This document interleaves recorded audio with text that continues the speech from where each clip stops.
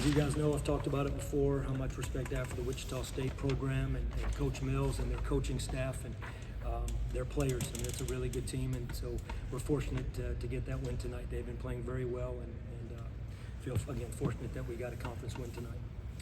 Coach, you guys have held them to their 2 lowest point totals of the season. What has kind of led to that from your perspective? I mean, honestly, again, we played good on offense versus UTSA on Sunday. We had, we shot the ball well.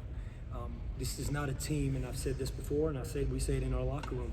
We're going to hang our hat on defense, and if we play well on defense, it doesn't mean that we're going to have good performance every time, or the stats are going to line up that way. But the bottom line is that there's a huge emphasis on defense. And it just happens these 2 games, were 2 of our better defensive games, and it worked. But it's nothing to do with Wichita State or any other specific team. It's that we have to be good on defense because we're not going to go win a game in the 80s and 90s. Coach, as you go through conference play and play these teams multiple times, I guess are you kind of pleased about the adjustments you guys have been able to make from game to game, seeing a team twice? Yeah, I think that's always something that's good because there's 2 things. Number one, if you are fortunate enough to win the first game, we know what it feels like to lose the first time you play a team. There is something you really, is even more so. Every conference game, it doesn't matter if it's the first time you play them, the second time. If you play a team 3 times like we did South Florida last year in the conference tournament.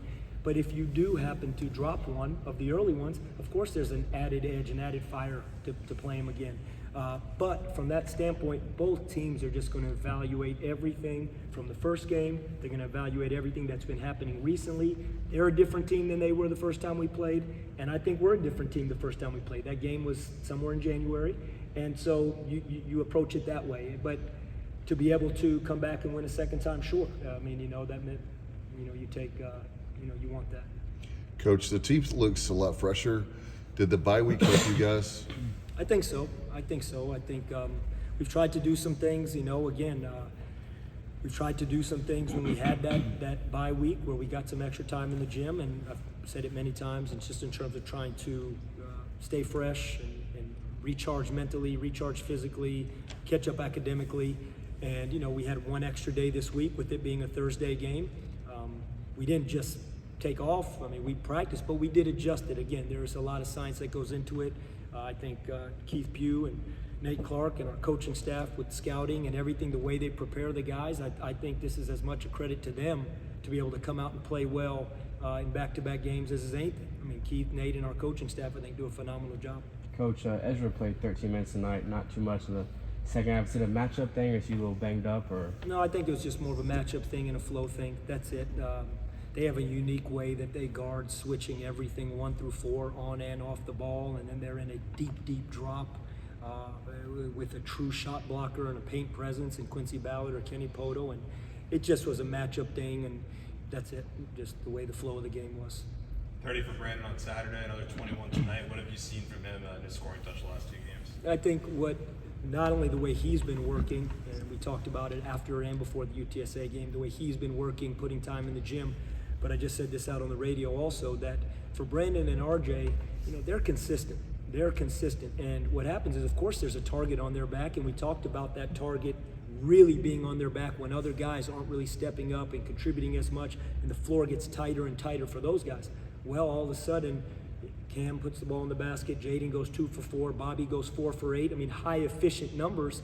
And so that stretches the defense a little bit. And I think RJ and Brandon, they don't need a lot of space. They don't need a bunch of volume shots to get in the rhythm. And if they can get a couple, it really helps. And if they're focusing in on those guys, then the other guys can go do it. And I thought those guys helped Brandon and RJ get going as much as anything. Coach, RJ needs 6 more points to have 1,000 points for his career. I think it's like the 34th or 35th player in the history of the program. What does RJ mean to you and the program? Yeah, I've said this so many times, and I'll always say this about RJ. As great of a player as he is, as much as he does on the court basketball-wise, he's 10 times that, the person and the teammate.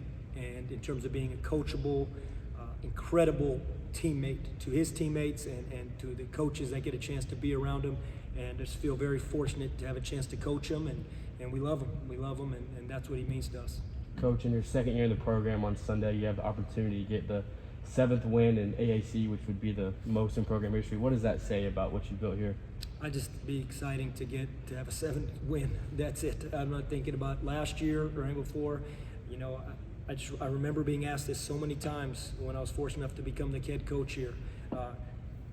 Because of the past, how is it going to be different now? And I'm just going to keep saying it, that what has happened in the past, including what happened last season, is irrelevant to what we're trying to do Sunday. Sunday is a chance to be above 500 in conference play in late February. And that's where you want to be when you're fighting, to finish the season strong.